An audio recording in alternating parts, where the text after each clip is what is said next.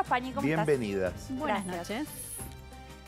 24 de marzo. 24 de marzo. Ayer el gobierno sacó un video, así que vamos a hacer un poco un análisis de ese video, que sería la memoria oficial del gobierno actual. Sí. Empecemos con una omisión del video. Es un video del 24 de marzo que no habla de la dictadura. No habla de los crímenes de lesa humanidad, no habla del periodo 1976-1983. Habla del periodo anterior y del periodo posterior, ¿no? Entonces, es un tema muy importante. ¿Por qué? Porque es un gobierno que dice tener una memoria completa, o un video que dice voy a transmitir la memoria completa, pero en realidad termina transmitiendo una memoria muy parcial de lo que fue la dictadura. ¿Por qué? Bueno, porque se concentra en otros momentos. Contá de qué dice el video. El video son 3 testimonios. Tenemos al Tata Joffre, por un lado, que es como el conductor, el hilo narrativo. Después tenemos el testimonio de una mujer que es víctima o familiar de víctima de un asesinado por la guerrilla, un militar asesinado por la guerrilla. Y su hermana. Y su hermana, que era muy menor, de 3 años, en Tucumán. Y después tenemos el video de un montonero con autocrítica, ¿no? La Braña, que hace una autocrítica de la violencia armada. No hay ninguna víctima de la dictadura. Esto es importante, ¿no? Por esto que estoy diciendo, ¿no? Porque no hay ninguna víctima de terrorismo de Estado. Entonces, eso ya le da cierta parcialidad al video. En realidad es un video que daría la impresión, no está destinado a analizar qué pasó el 24 de marzo y después, no, sino más bien a analizar o a refutar la versión kirchnerista o la versión de los organismos de derechos humanos respecto de eso. Sí, y diría también incluso la versión alfonsinista, porque es un video que también rompe con el consenso alfonsinista. Y ahora explico por qué. Hay, yo diría, 3 temas de debate que se abren, varios, pero vamos a trabajar con 3 temas de debate que se abren en el video. Primer tema de debate es el relacionado con el rol de las organizaciones armadas. El video busca visibilizar los crímenes cometidos por las guerrillas entre 1973 y 1976, tomando el caso de Viola, ¿no? y el relato de su hija.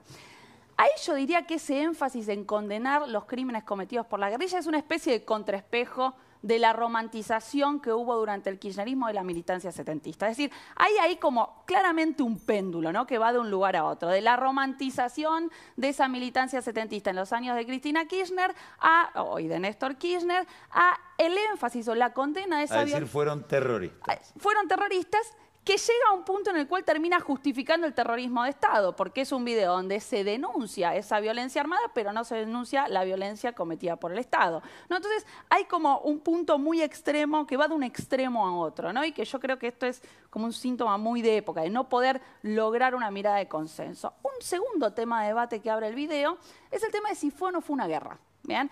El video dice muy explícitamente, a través de los testimonios, se trató de una guerra. Y este es el punto que yo diría rompe con el consenso alfonsinista, ¿no? Entonces, el primero estaría rompiendo con la memoria del kirchnerismo, este segundo punto con la memoria del alfonsinismo. ¿Por qué? Bueno, porque hubo todo un debate, ya desde el momento del juicio a las juntas, ¿cuál era el argumento que usaban los militares para defenderse? Los militares empezaron a decir, nosotros estábamos luchando una guerra, peleando en una guerra. Y la refutación de los propios jueces, luego de muchos historiadores, es, no, esto no se trató de una guerra. ¿Por qué? Por 2 motivos. Por la simetría entre las fuerzas, entre las organizaciones armadas, los grupos guerrilleros y el Estado, el poder que tenía el Estado, y porque además para el 24 de marzo de 1976 esas organizaciones armadas estaban casi desmanteladas, ya habían perdido mucho poder, y esto es interesante decirlo. Habían sido desmanteladas en un gobierno constitucional que fue el de Juan Domingo Perón e Isabel Perón, ¿no? Entonces, ahí tenemos un punto central y entonces lo que tenemos es una ruptura con ese consenso alfonsinista de fue terrorismo de Estado, hubo un plan sistemático y nunca más. Tercer tema de debate que abre muchos otros, pero en estos nos vamos a concentrar, la cuestión de las cifras, ¿no? El video muy fuerte arranca diciendo que no fueron 30.000 desaparecidos. Y acá hay que hacer un punto muy importante. En principio, dice algo más. Sí, a ver.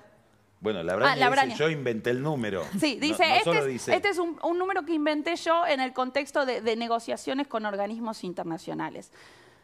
Yo lo primero que diría sobre esto es, hay que entender que el número 30.000 es un número simbólico. Es decir, no es un número que es penal. Ni una verdad histórica. ¿Vean? No es un número que está chequeado y no es un número que es una verdad histórica porque no vamos a poder tener una verdad histórica sobre el número, porque la represión fue clandestina y porque los militares no entregaron la información sobre cuántos desaparecidos hubo. Se cree que en algún momento existieron archivos y que había un registro del número de desapariciones, pero nunca ese registro fue entregado, se supone muy probablemente que haya sido destruido. Entonces, en primer lugar, nunca vamos a tener una verdad histórica. Lo que tenemos son estimaciones. Estimaciones que surgieron en distintos momentos. Bueno, no está claro el origen del número 30.000.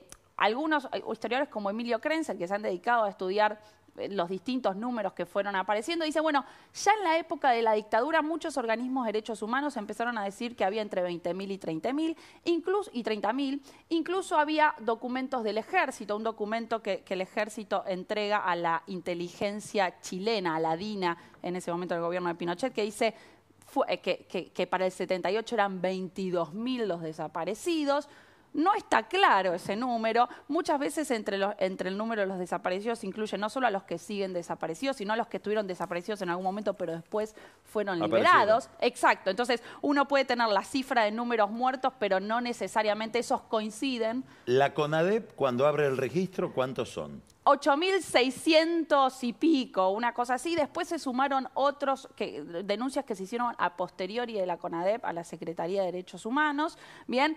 Nombres aproximadamente habría entre 9.000 de desapariciones y de personas que fueron ejecutadas. Bien, ahora, muchas veces en el número de los 30.000 se incluyen a víctimas que fueron desaparecidas y que luego fueron liberadas. Bien, entonces no es claro, no vamos a tener seguramente un número. Yo creo que un punto importante para hacer en este sentido es que por momentos el debate del número se vuelve como un debate inerte, en el sentido de que se atrincheran o al número 30.000 o al número 8.000 con diferentes, como una lucha memorial, ¿no? Y un punto, y ya con esto cierro, que creo que es importante hacer, si fueron 30.000, 20.000 u 8.000, no quita que haya sido un plan sistemático, ¿no? Entonces no le resta importancia, no minimiza el carácter sistemático y de terrorismo de Estado que tuvo la represión.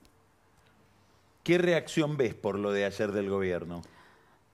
Por parte de la sociedad civil, una reacción, bueno, muy fuerte, digo, por el peso que tiene el consenso del nunca más en la sociedad civil y que creo que se vio en los números de la marcha de ayer. Yo creo que el gobierno está de alguna manera orgulloso por esa batalla cultural.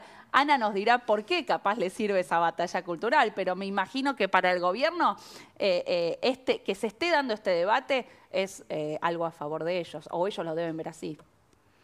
Igual pienso más allá del gobierno, ¿no? Cómo cambiamos, que hace unos años a lo pérfido lo echaron por cuestionar este número, ¿no? Sí. Hace muy poquito era impensado tener esta discusión, más allá de si vale la pena o no.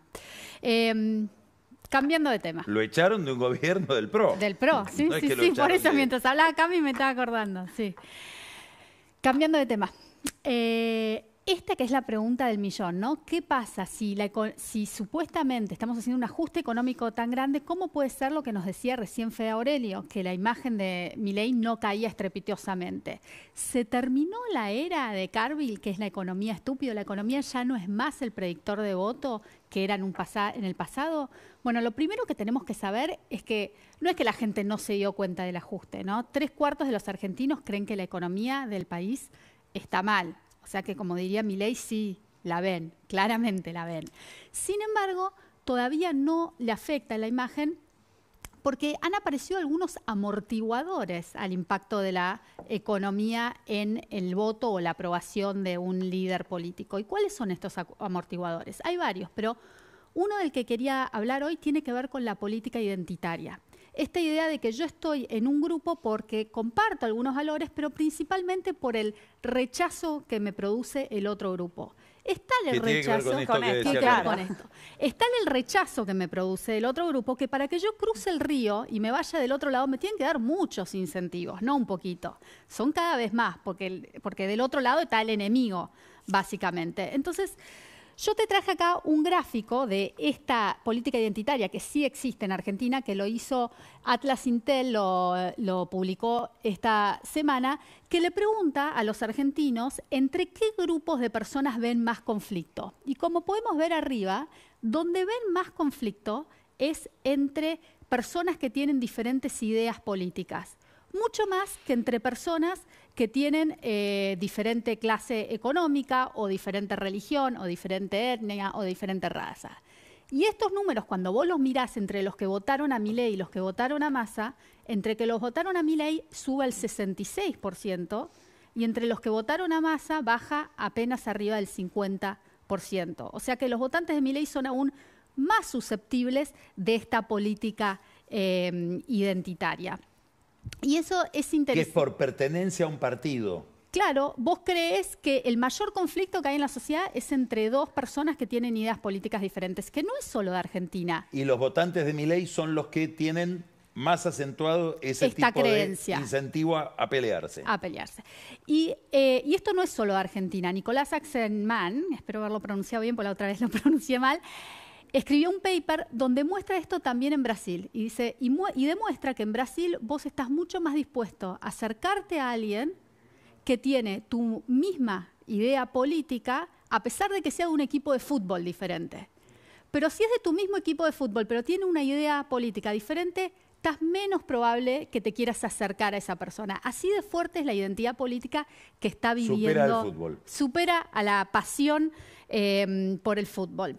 Y lo último que aclararía, y creo que por eso estuvimos viendo gran parte de lo que vimos este fin de semana, el sábado con el aborto, el domingo con el video de la memoria, y creo que lo otro que me parece que es interesante y que está en el medio de esto es decir, bueno, si tan fuerte y tan importante es la política identitaria, ¿por qué la traicionaría Milei?